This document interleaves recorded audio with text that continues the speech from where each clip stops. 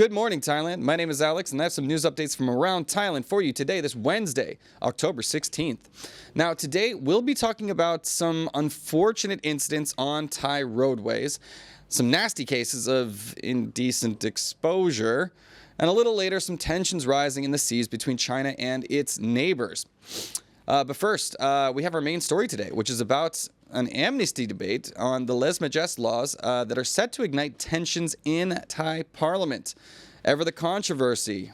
Now, the debate over offering amnesty for those charged under Thailand's controversial Lese Majeste laws, also known as Section 112, is set to cause major tension in Parliament this Thursday, that's tomorrow.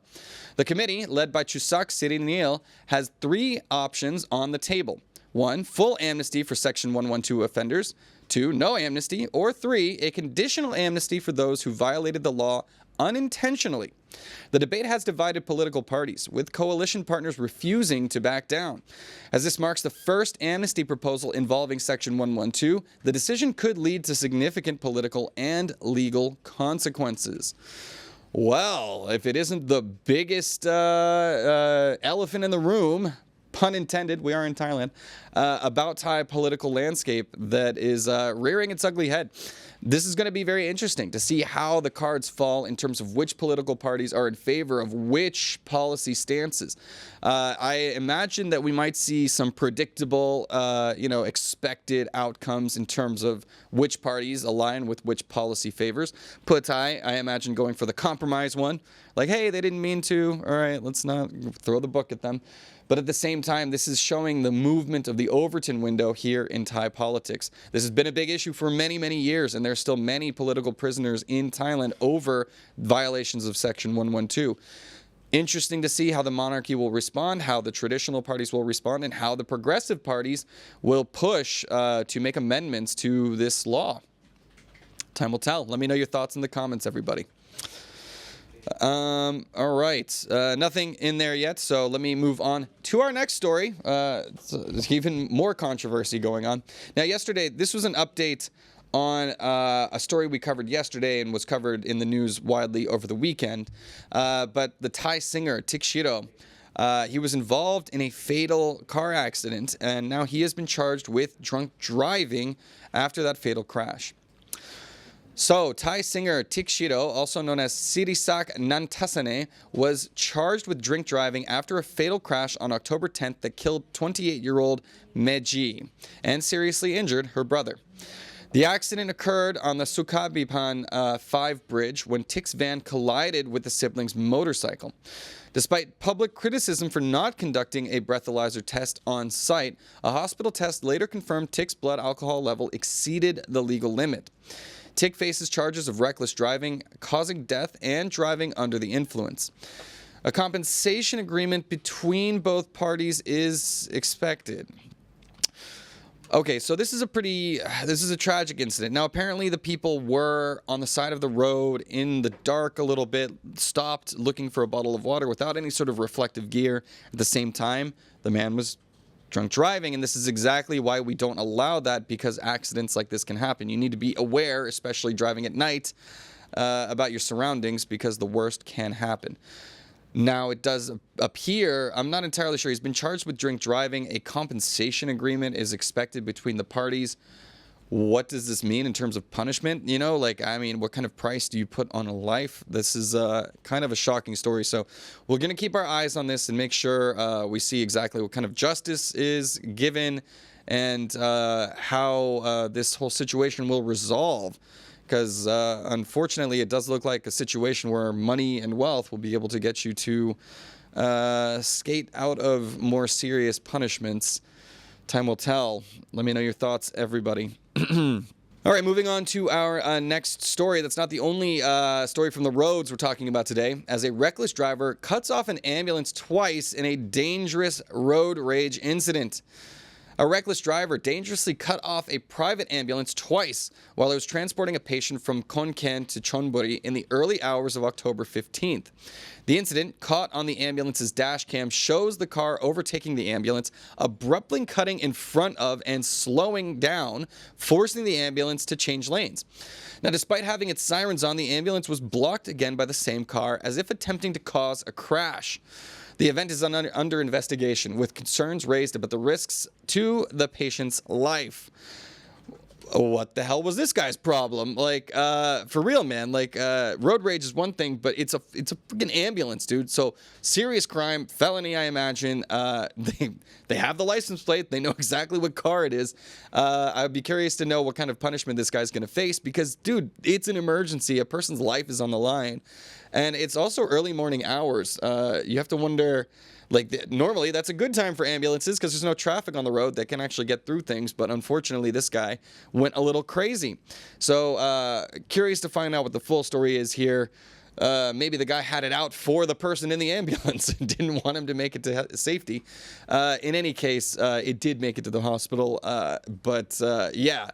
Not okay. I want to know what the guy's story was, what the motivation was for this, and what kind of punishment he'll be facing. I'll try to keep you posted on that when we get an update as well. All right, now I've got some misbehaving Farangs and Thais actually coming up. First up, we're going with the Farangs. Any guesses? Which nation up first? You know, I like to name and shame. We're going Dutch. Anyways, a Dutch tourist has thrown objects at a Thai cafe staff over a change dispute, which was actually just a prank.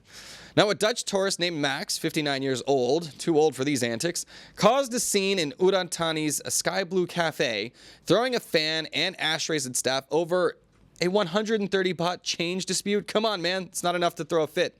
The altercation occurred after Max, unaware that his friend had pocketed the change as a joke, accused the staff of shortchanging him. CCTV captured the drunken outburst, injuring 2 staff members.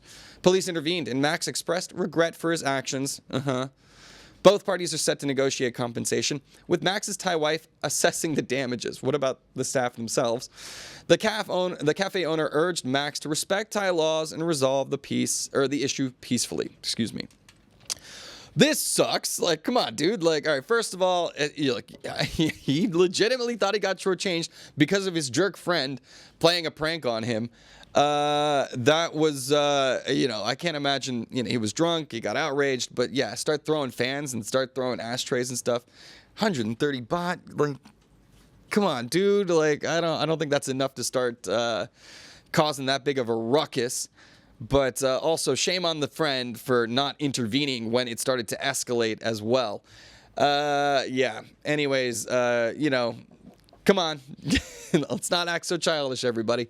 A little joke here and there is fun, but yeah, it does remind me of time.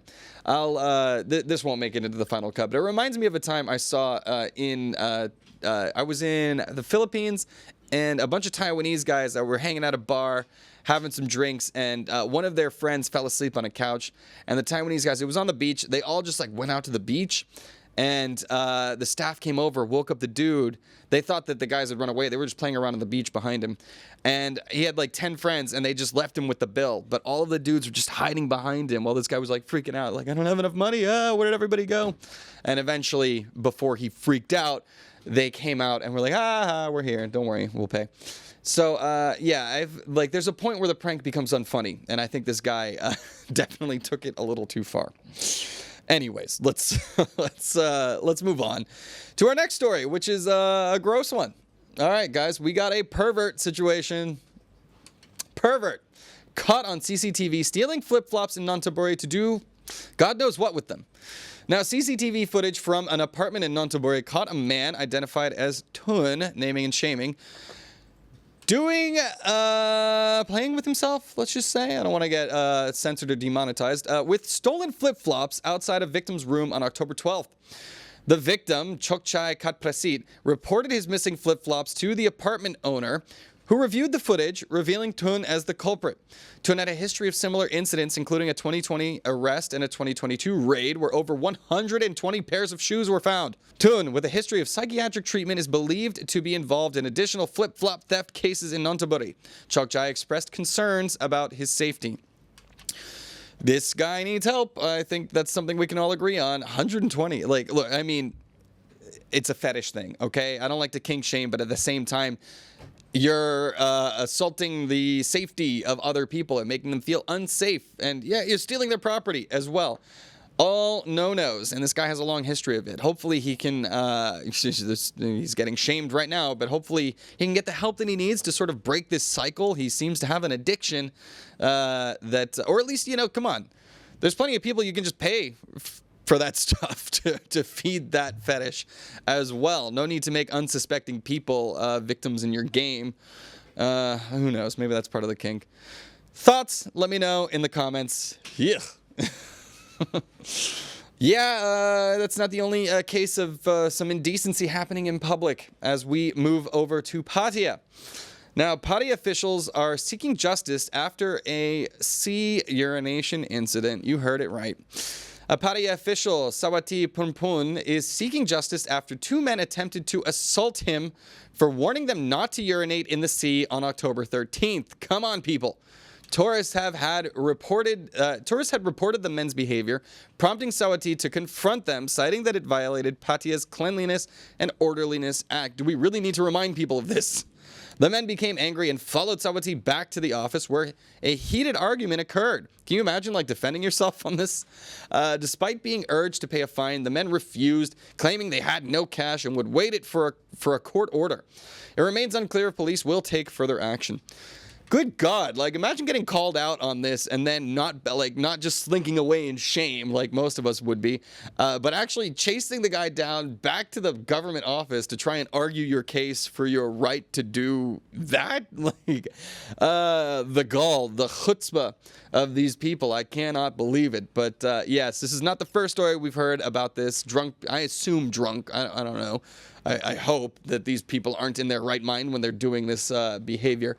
But who knows? And yeah, in any case, good luck to the government officials down there trying to clean up Pattaya's reputation, because unfortunately incidents like this seem to still be happening. Good on the official for trying to go down, listen to the people that reported this, and do something about it. So yeah, anyways, ugh, gross. And yeah, moving on. Was that one of you guys? I hope that wasn't one of you guys down in Pattaya. Good God. Behave yourselves, everybody. Moving on. That's it for our Thailand news, guys. We have our ASEAN news, where I have a couple of more serious stories involving some politics, some economics. Unfortunately, all the fun stuff was relegated to our Thai section of the news today. But let's move on and get through it and hopefully get you a little more informed. So now we're going to start heading over to the China Sea, South China Sea, somewhere. It's pretty much all over. But it's the water surrounding Taiwan, really. So U.S. and the Philippines have begun military drills amid tensions with China around the sea near Taiwan. Now, the U.S. and Philippine armed forces have begun large-scale joint military drills amid rising tensions following China's war games that occurred near the island of Taiwan. Running from October 15th to the 25th, the exercises, known as Kamandag, will involve over 2,000 U.S. and Filipino personnel, focusing on amphibious landings, live fire, and humanitarian assistance. U.S. allies, Australia, Britain, Japan, and South Korea are also participating. The drills highlight the strong defense ties between the U.S. and the Philippines, reinforcing regional peace and stability in the Indo-Pacific amid growing concerns over China's activities. Yeah, another day, another conflict with China and its neighbors. Taiwan, obviously, probably one of the most important strategic locations in the world, where, of course, the history between Taiwan and China is rough, to say the least. And yeah, it's scaling up its aggression and its activities in the area. So what happens when one side scales up? The other side scales up too, and you can see so many different countries are involved in these war games that America is leading, with allies, the Philippines, Britain, Japan, South Korea as well. So this is the thing that I always say about China with its geopolitics, right? It plays the economics game. That's how it wins over a lot of allies. But then with these territory, this sort of we've seen it in World War II, we've seen it with Russia, with Ukraine, this whole, hey, we need more space. But also you can see, they are surrounded, right? You've got South Korea, then down to Japan, then to the Philippines, then Australia. That's sort of like a whole Pacific wall that China faces on that side. So, yeah, it just all makes sense, and for the actions of both sides makes sense a little bit from the sort of objective perspective, and that means that you can't really see an end in sight. Hopefully this is just a bunch of saber rattling and it will never escalate into anything too hot. I think both sides have just way too much to lose if anything actually happens. So, yeah, heart goes out. Yeah, very attached to Taiwan these days, so hopefully nothing bad happens over there. Well, I move on to our next story of deteriorating diplomatic relations as we head up to the Korean Peninsula. North Korea has destroyed parts of inter-Korean links in a show of defiance. Now, in a symbolic act of defiance, North Korea blew up parts of unused road and rail links connecting it to South Korea on October 17th. The destruction, captured on video, followed accusations from North Korea that South Korea flew drones over its capital, Pyongyang. North Korean leader Kim Jong-un has vowed to sever ties with South Korea, abandoning peaceful unification goals. South Korea condemned the demolition as a violation of inter-Korean agreements, while observers note that Kim aims to diminish South Korea's influence and prioritize direct dealings with the U.S. amid escalating tensions. Yeah, another mostly symbolic move here. This is a very interesting story, though, because they've been talking about South Korean drones flying over North Korea. At the same time, I'm going to get my conspiracy hat on. The UAP activities have been escalating. So this is a weird thing. There were some news stories about drones flying over an American military base lately. I'm not sure if we're doing it to each other or if the aliens are doing it to us. Thoughts? All right. Yeah, I'm sorry. I'm still gung-ho about this whole UAP thing. I want the truth, damn it. And I feel like they could explain a lot of these things that are going on. In any case, because South Korea denies it. It's their denial. Of course, can you believe that? I'm not sure. At the same time, can you believe North Korea in anything? That's obviously always in question as well. So hopefully, again, this remains symbolic, saber-rattling, and nothing too hot comes of it. We'll see. Time will tell. Back to ASEAN, though. We're heading into Malaysia. Now, Malaysia's stock market has bounced back after years of decline. Malaysia's stock market is making a strong comeback driven by robust economic growth and significant foreign investment, particularly from U.S. tech giants like Nvidia, Google, and Microsoft.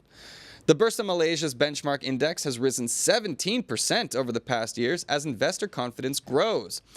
Initial public offerings, or IPOs, are also on the rise, with 34 IPOs in 2024 so far.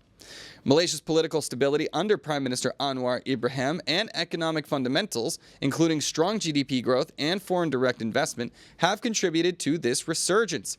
However, experts urge caution due to potential global economic risks. Good news! Hey, Malaysia's on the up and up, 17%. Over a year on year, that's pretty insane. So it does seem like it might be a good time to invest in Malaysia. I was down there, and it seems like, yeah, they're doing a lot to try and invest in their tourism sector. I was down there as part of a project led by the Borneo Come to Borneo crew for a giant music festival they put on down there. Seems like it's on the up and up. So the relative stability of the region and the direct foreign investment coming from major players like from the tech industry seems to be doing well for the economy. Such an interesting place. They speak Chinese, they speak English. Of course, they speak local language Malay as well. So it does seem to be very welcoming for a lot of different sectors of the world to come in, and makes it easy to do business because communication is easy. So keep it up, Malaysia. Let's see how you keep on developing. On to our last story, then I'll get into the comments, everybody. I just want to get through this one quickly. We're in Singapore. Now, Lee Hsien Yang, who is the son of the former prime minister, is planning to demolish the house of Lee Kuan Yew's Oxley Road home. Now, Lee Hsien Yang, the youngest son of Singapore's founding prime minister, Lee Kuan Yew, announced plans to apply for the demolition of his father's Oxley Road home, honoring Lee Kuan Yew's wish to have it destroyed after his daughter, Lee Wei Ling, moved out. Following her recent death, Hsien, as the sole executor of the estate, stated it was his duty to fulfill his father's request. However, his brother, former Prime Minister Hsien, believes the government should decide the property's fate, potentially preserving it as a heritage site. The government is considering the matter, balancing public interest and Lee's wishes. I don't know. I'm a little confused on this one. Because, yes, it was the wishes of the man himself. And if you know anything about Singapore, you know, all right, Singapore was, independence was thrust upon them. They did not fight for independence. They were sort of forced into it. And the economic revival and resurgence of Singapore is one of the craziest stories of the world, like in history, I would say, including this strong leadership, particularly from this family. Of course, there is, as an American that's like very partial to a lot of the democratic institutions and things that we have in the States, there are still some criticisms that can be levied on Singapore. At the same time, this is the big thing about the world. Who cares about some political rights if you can't eat? So the whole point is they were able to push Singapore into, one of the world's foremost cities. So what do? Do we preserve this site as an important historical site for the people of Singapore, or do we honor the wishes of the great man himself who helped to pull Singapore into the modern world and into one of the world's foremost cities? Not for me to decide. Curious to know your thoughts, Singaporeans, in the comments. Please do let me know what you think the outcome should be. Cute, curious little story. All right, guys, let me wrap up the show, then I'll get into the comments. That will do it for our news today, Wednesday, October 16th. We'll be back again with you tomorrow. You can always go to thetiger.com for more news updates throughout the day. And please head to ASEANnow.com, sign up for an account, start talking smack with the other Farangs that are in the region. Come on, you want to. Anyways, I'll see you tomorrow. Let me get into the comments now.